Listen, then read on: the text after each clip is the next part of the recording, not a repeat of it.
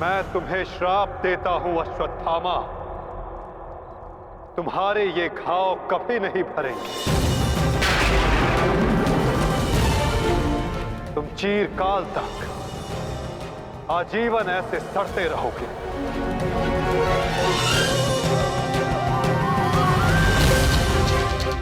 ये घाव लिए तुम जीते रहोगे अश्वत्थामा, और कलयुग तक समस्त संसार को संदेश दोगे कि पाप का भार असहनीय होता है। नहीं नहीं नहीं नहीं नहीं वासुदेव, वासुदेव मुझे क्षमा कर दीजिए, मुझे मृत्यु दे दीजिए वासुदेव, परंतु ऐसा मत कीजिए। नहीं गुरुपुत्र, अब से तुम्हारा जीवन ही तुम्हारा दंड है।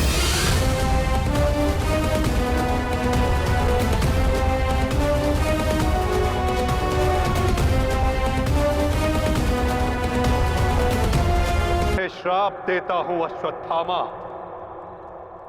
तुम्हारे ये घाव कभी नहीं भरेंगे। तुम चीरकाल तक आजीवन ऐसे सड़ते रहोगे। ये घाव लिए तुम जीते रहोगे अश्वत्थामा, और कलयुग तक समस्त संसार को संदेश दोगे कि पाप का भार असहनीय होता है। नहीं नहीं नहीं नहीं नहीं वासुदेव, मुझे मृत्यु दे दीजिए वासुदेव, परंतु ऐसा मत कीजिए। नहीं गुरुपुत्र, अब से तुम्हारा जीवन ही तुम्हारा दंड है। ये क्या हो गया विदुर, ये क्या हो गया? एक भूल के कारण मेरा समस्त वंश समाप्त हो गया विदुर, समाप्त हो गया। यदि उस सभा में मैंने अपने पुत्र को रोका होता तो आज मेरे सभी 100 पुत्र जीवित होते।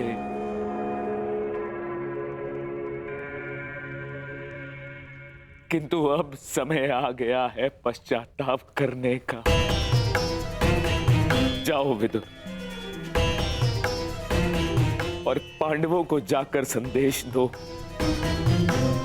कि वो आकर अपना राज्य ग्रहण करें, और भीम से कहना कि वो मेरी सभा में आने से पूर्व वो मेरे समक्ष आए। मैं उस वीर से मिलना चाहता हूं जिसने अपनी प्रतिज्ञा पूर्ण करने हेतु मेरे 100 पुत्रों को काल की गाल में डाल दिया। जाओ विदुर, जाओ।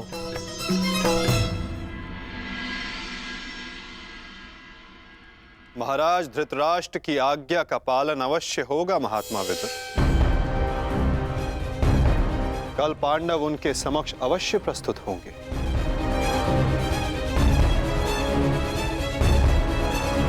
और विकोदर भीम भी।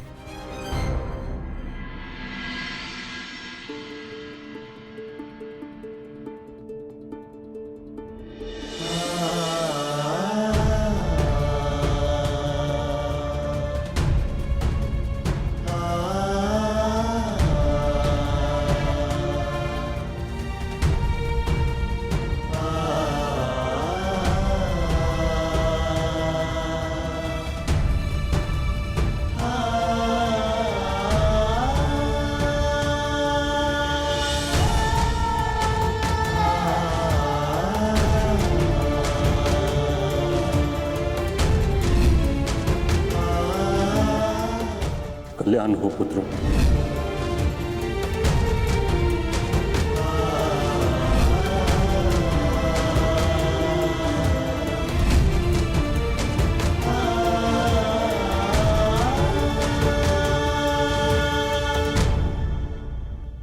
धर्मराज,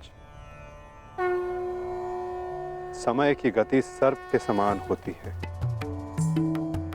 वो स्वयं चला जाता है परंतु अपने चिन्ह छोड़ जाता है। ज्ञानी पुरुष बीती से सीख लेकर आगे बढ़ जाते हैं। भूतकाल का स्मरण करके वो अपने वर्तमान और भविष्य को समाप्त नहीं करते। अब समय आ गया है अपना अधिकार लेने और प्रजा को उसका अधिकार दिलाने का, धर्मराज। तुम धर्म युद्ध जीत चुके हो, अब धर्म की स्थापना करो, धर्मराज। आगे बढ़ो।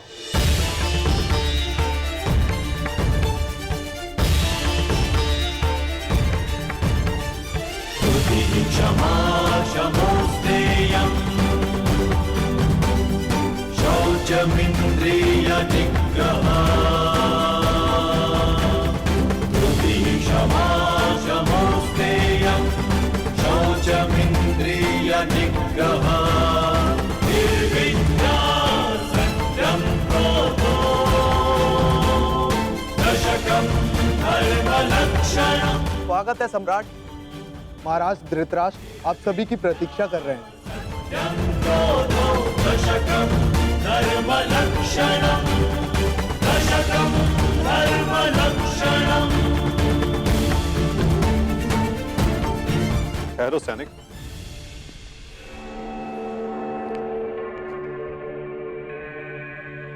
मुझे युवराज दुर्योधन का कक्ष देखना है। आइए वासुदेव।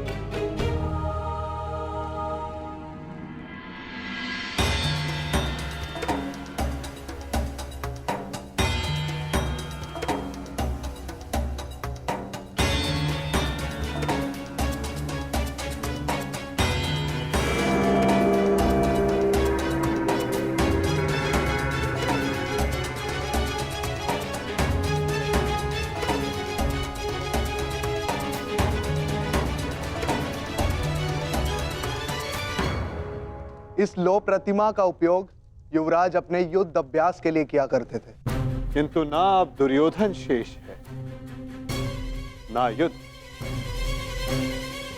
अब इस प्रतिमा का स्थान बदलने का समय आ गया है।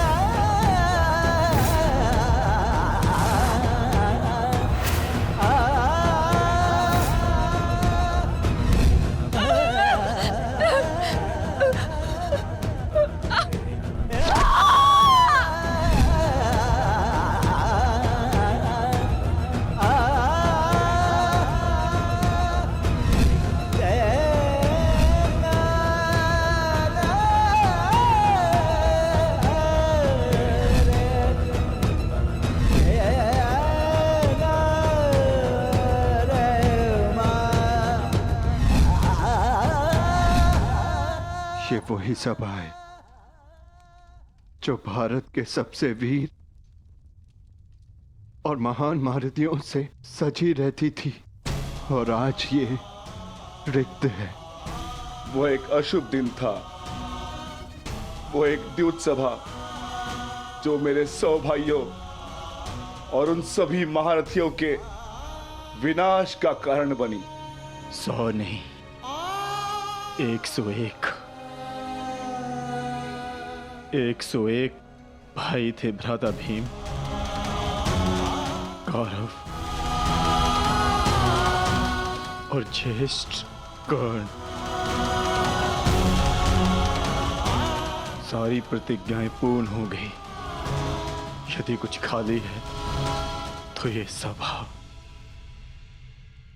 तुम सब विलाप ना करो।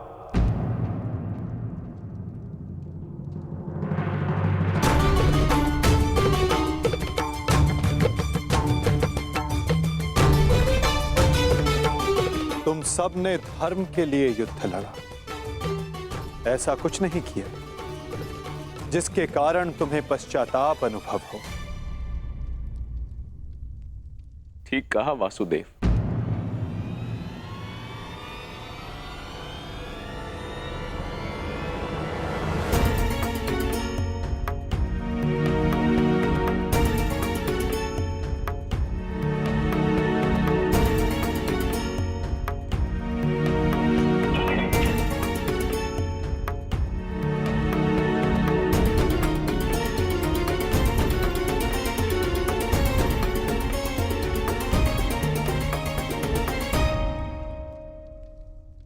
पश्चाताप तो मुझे करना चाहिए। एक राजा का कर्तव्य होता है अपनी प्रजा को उन्नति के द्वार तक लेकर जाना,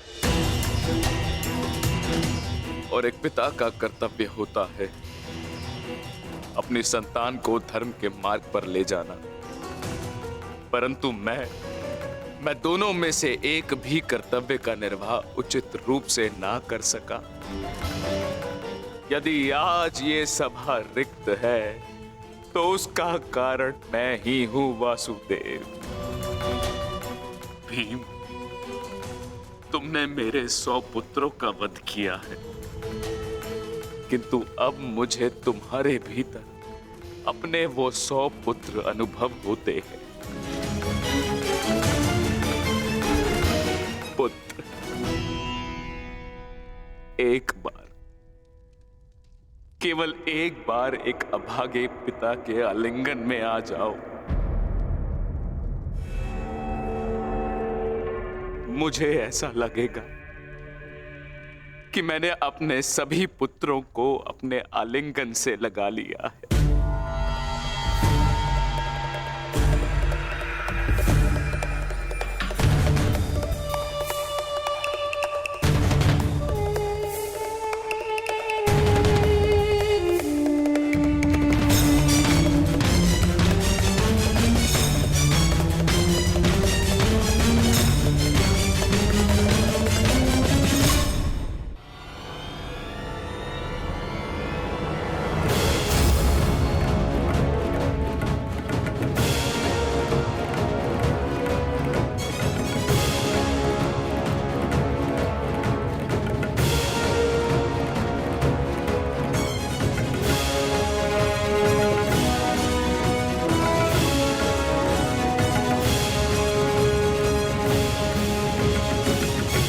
तुम्हारे अंदर 100 हाथियों का बल है ना भीम,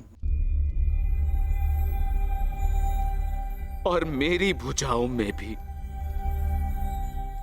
मेरे 100 पुत्रों का वध करते हुए तुम्हें तनिक भी पीड़ा नहीं हुई भीम? तनिक भी हृदय नहीं कांपा तुम्हारा अपने भ्राताओं का वध करते हुए?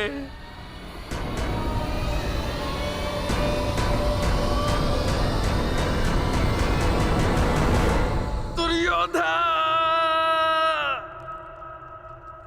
ये तुम्हारे लिए है पुत्र।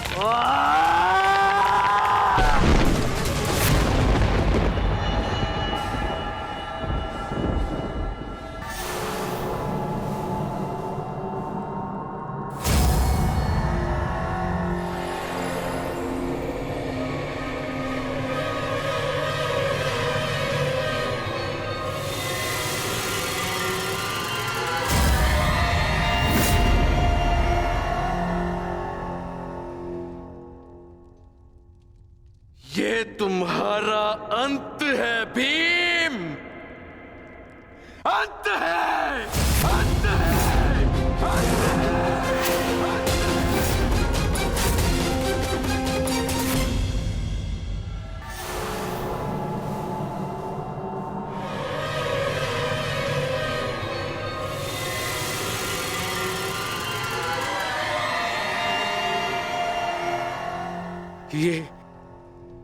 ये मैंने क्या कर दिया?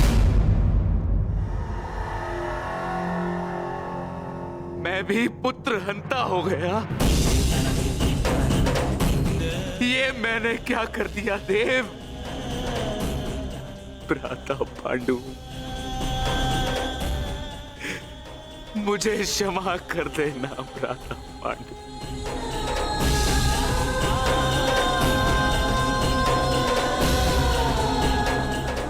प्रतिशोध की ज्वाला ने मेरे विवेक को हर लिया। क्षमा कर दो मुझे।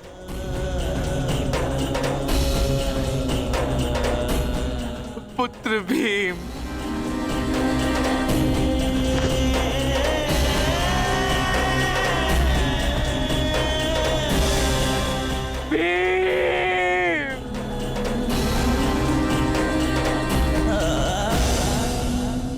आपने उचित कहा महाराज। जब मनुष्य का विवेक हर जाता है तो उसके पांव स्वतः ही पाप की ओर बढ़ जाते हैं। किंतु अभी समय नहीं आया है महाराज कि आप अपने भाई से क्षमा मांगे। आपके पुत्र विकोदर भीम अब भी जीवित हैं।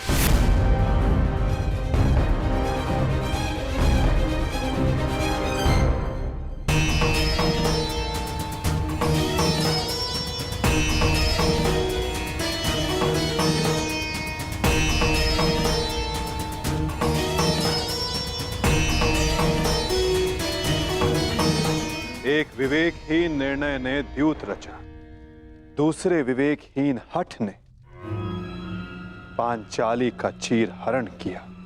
ये विवेकहीनता ही तो थी महाराज जो महाभारत का बीज बना। नारायणं नमस्कृत्य नरं चैव नरोत्तमं प्रतिशोध की अग्नि शत्रु से पूर्व स्वयं को जलाती है। व्यासं अपने मन को शांत कीजिए। आप अभी पुत्रहीन नहीं हुए हैं। आपके 5 पुत्र सरस्वती अभी जीवित हैं। ततो जयं मुदीरये।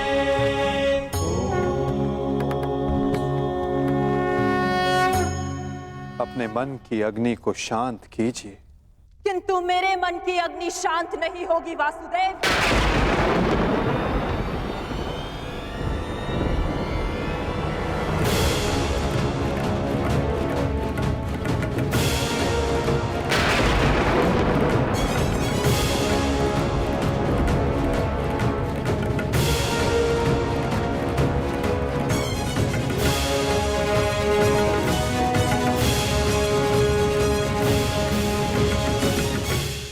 छल से मेरे सभी पुत्रों को मरवा डाला वासुदेव।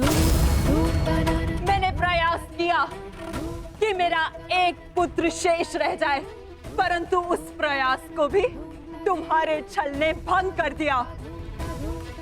श्री बलराम को भी अपने कपट में उलझाकर मौन करवा दिया तुमने, परंतु इस माता की ममता अब मौन नहीं रह सकती। तुम्हारे छल से मेरे कुल का नाश हुआ है वासुदेव। मैं तुम्हें श्राप देती हूं कि जिस प्रकार तुमने मेरे कुल का अंत किया है, उसी प्रकार तुम्हारे कुल का अंत भी होगा।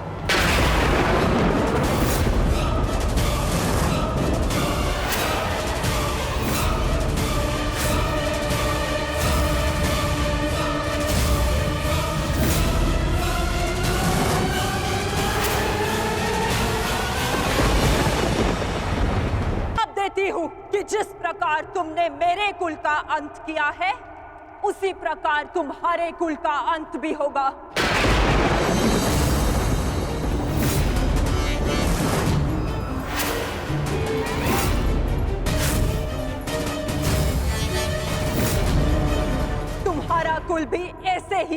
आपस में लड़कर नष्ट हो जाएगा।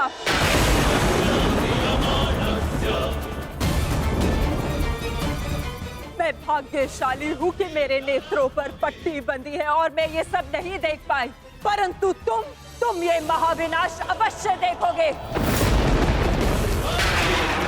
तुम स्वयं अपने कुल के महाविनाश का प्रारंभ करोगे वासुदेव।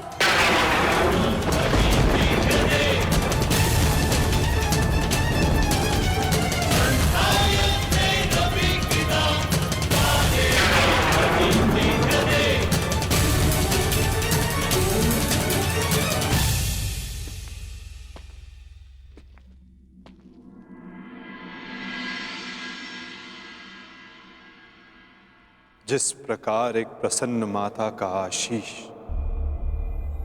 संसार में कोई नहीं रोक सकता, उसी प्रकार एक दुखद माता का श्राप संसार में कोई नहीं टाल सकता।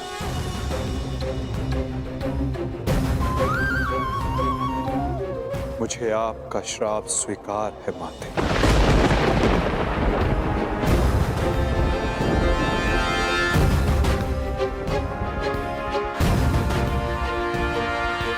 किंतु क्या आपको ज्ञात है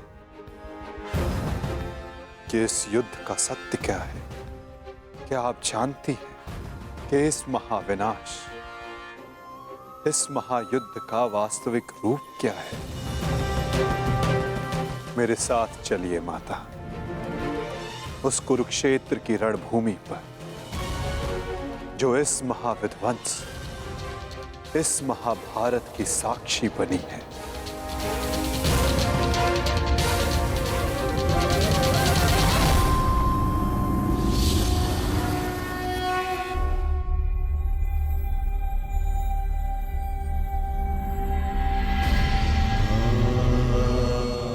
ये दुर्गंध कैसी वासुदेव? ये दुर्गंध उन वीरों के शवों की है जिन्होंने इस महायुद्ध में अपना बलिदान दिया है माता, परंतु जिन्हें अंतिम संस्कार का अवसर भी ना मिला। ये दुर्गंध यहाँ हुए भीषण संहार के एक एक क्षण का अनुभव करा रही है मुझे। तुमने छल से मेरे एक एक पुत्र का वध कराया है वासुदेव।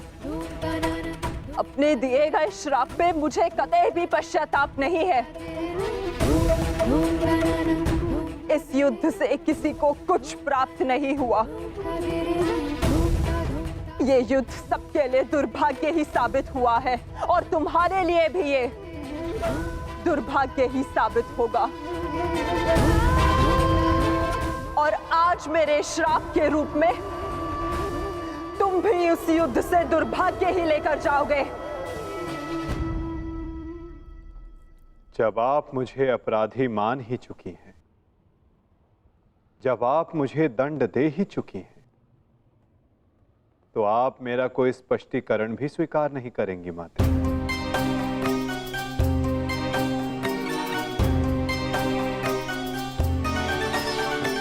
परंतु सत्य का भान आपके लिए आवश्यक है माता। जिनकी दृष्टि से इस महायुद्ध का कोई भी क्षण, कोई भी छल अनदेखा नहीं गया है माते, अब वीर बारबरी आपको सत्य का भान करवाएंगे।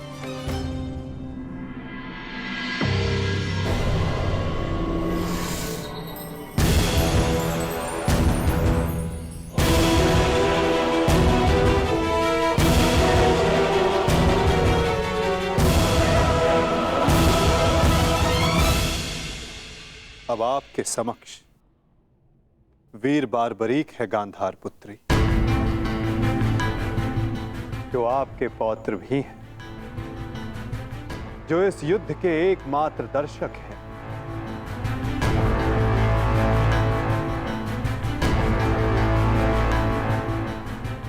वो बारबरी जिन्होंने अपना शीश दान किया और अमर हो गए।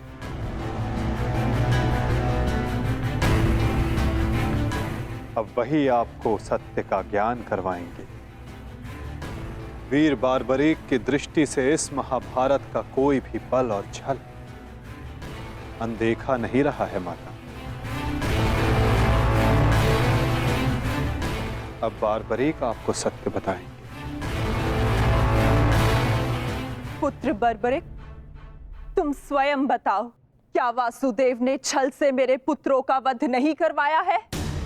यदि तुमने इस युद्ध का एक एक क्षण निष्पक्ष होकर देखा है तो बताओ, कौरव वंश के वट वृक्ष महामहिम भीष्म, जिन्हें इच्छा मृत्यु का वरदान था, क्या वासुदेव ने उन्हें अपने छल से धराशाही नहीं करवाया है? क्या वासुदेव ने द्रोण पुत्र अश्वत्थामा की मृत्यु का छल रचकर आचार्य द्रोण का वध नहीं करवाया है? क्या मेरे पुत्र दुर्योधन की रक्षा कर रहे उसके मित्र कर्ण को छल से नहीं मरवाया है वासुदेव ने? पुत्र दुर्योधन पर युद्ध के नियमों के विरुद्ध जाकर प्रहार किया गया, क्या वो वासुदेव का छल नहीं था?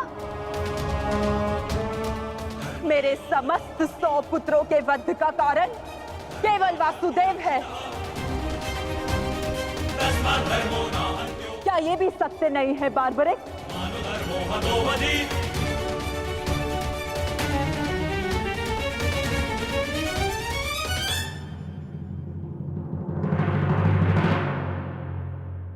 मैं आपसे सहमत हूं माते। ये सब स्वयं वासुदेव ने करवाया।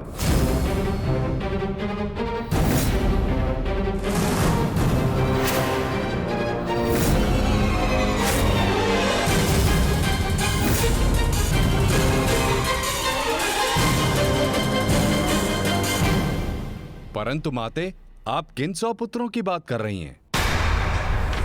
कौन भीष्म, कौन कर्ण, कौन द्रोण और कौन अभिमन्यु?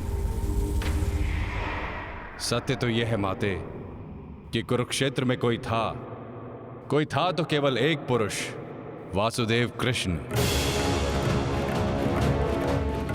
न कोई भीष्म, न कोई द्रोण और न ही अंगराज कर्ण। जिस पर प्रहार हुए वो वासुदेव ही थे, और जिसने प्रहार किए वो भी वासुदेव ही थे। उनके अतिरिक्त कुरुक्षेत्र में कोई और उपस्थित नहीं था माते। ये तुम क्या कह रहे हो बर्बरिक? इसका क्या अर्थ है? इसका अर्थ शब्दों से नहीं, दृश्यों से समझ आएगा राजमाता।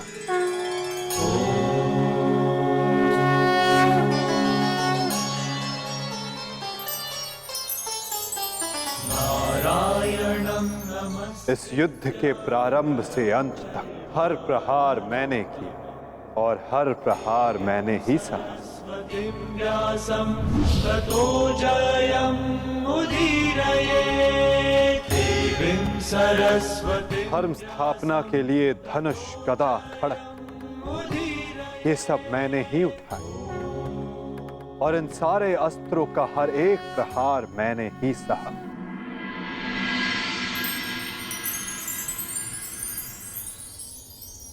बाण चलाने वाला मैं ही था। पितामह!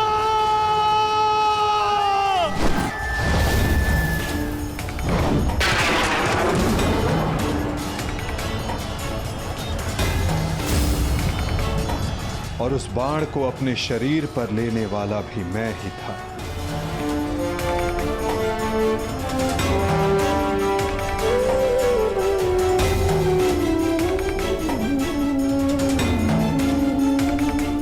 महामहिम भीष्म के रूप में भी मैं ही था और अर्जुन के रूप में भी मैं ही था।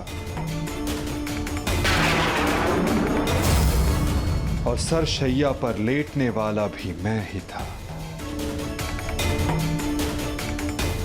अभिमन्यु बनकर चक्रव्यूह मैंने ही तोड़ा।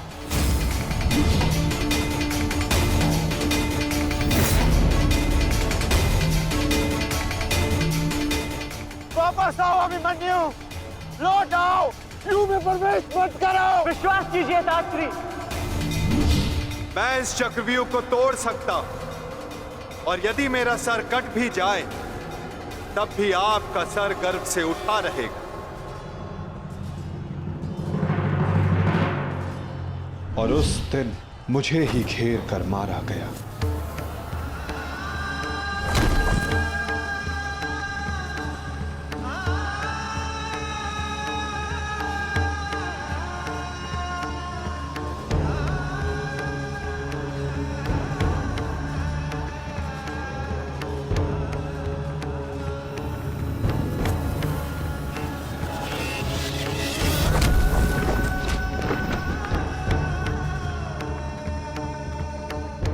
वो मैं ही था जिसने द्रोणाचार्य से कहा कि अश्वत्थामा मारा गया। आपने बिल्कुल सही सुना आचार्य द्रोण। अश्वत्थामा मारा गया। द्रोणाचार्य के रूप में अस्त्र त्यागने वाला भी मैं ही था।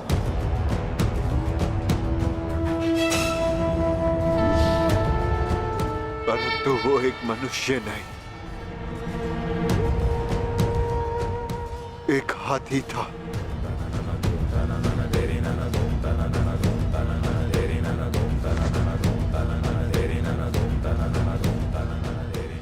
अश्वत्थामा!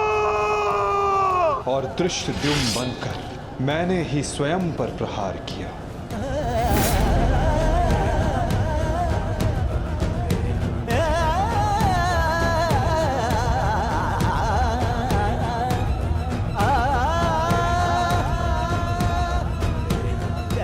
और कर्ण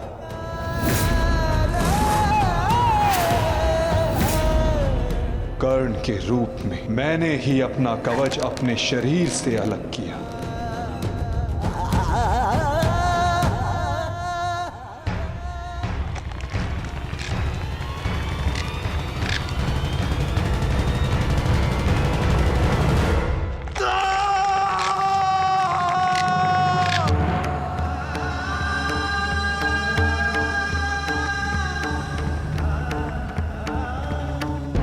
और युद्ध के मध्य में मेरे ही रथ का चक्र धंसा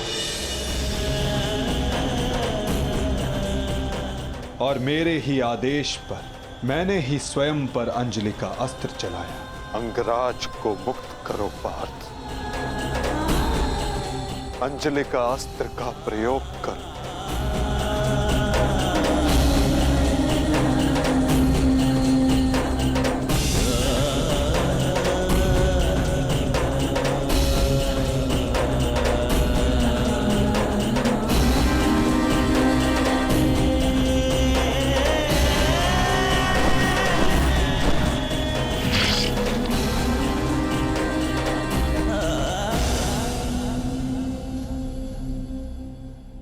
दुर्योधन के रूप में मेरी ही जंघा पर प्रहार करके मेरा ही अंत किया गया।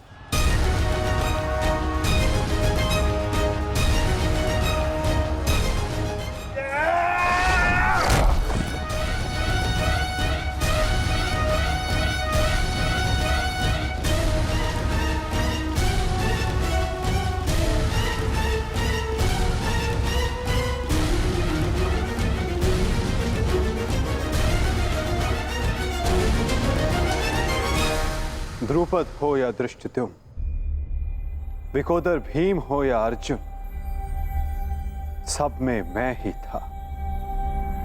मैं ही विजयी हुआ और मैं ही पराजित हुआ।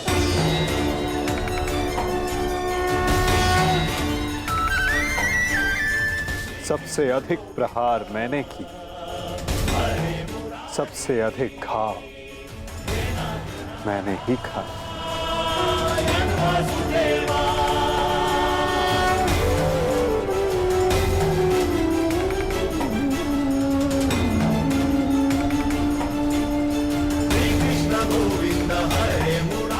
18 दिनों के इस महासंहार हर बार मृत्यु मेरी ही हुई।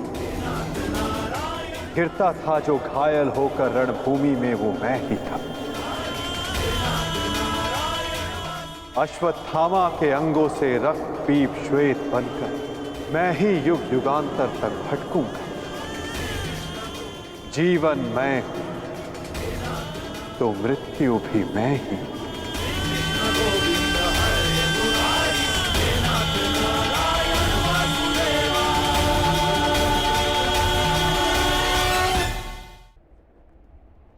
श्राप तुम्हारा स्वीकार है माते।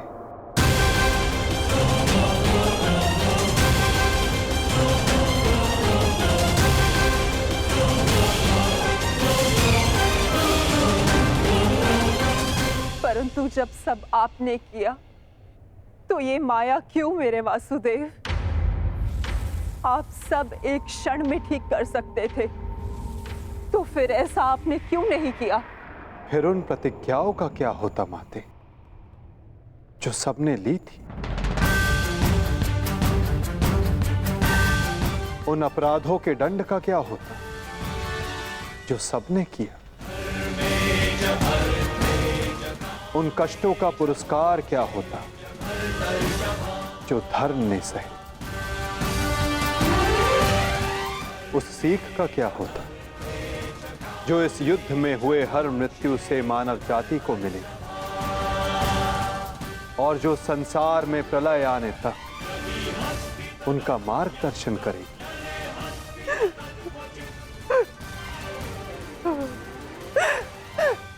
मुझे क्षमा कर दीजिए वासुदेव। मेरा श्राप वापस नहीं लिया जा सकता, परंतु क्षमा अवश्य मांगी जा सकती है वासुदेव। अपने पुत्र मोह में खोकर मैं उचित और अनुचित का भेद भूल गई थी। मुझे क्षमा कर दीजिए केशव कि उस हो रहे अधर्म के विरुद्ध ये गांधारी अपने स्वर ना उठा पाए। क्षमा कर दीजिए।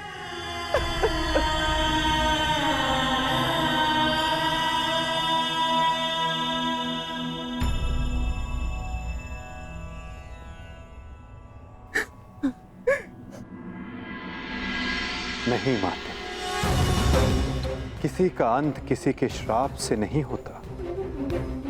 यदि किसी का अंत होता है तो स्वयं के पापों से। यदि यदुवंश का अंत होगा तो आपके श्राप से नहीं माते, अपितु स्वयं के पाप कर्मों से।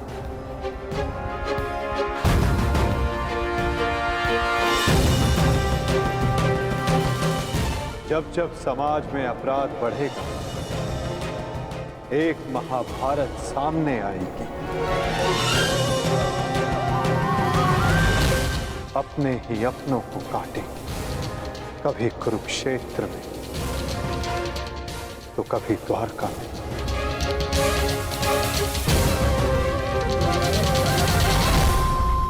माते, यदि आप कुछ करना चाहती हैं तो अपने मन के इस प्रतिशोध की अग्नि को शांत कीजिए और पांडवों को आशीष दीजिए। युधिष्ठिर का राज्य अभिषेक करवाइए और धर्म स्थापना में आपका ये योगदान और आपका आशीष आवश्यक है माते।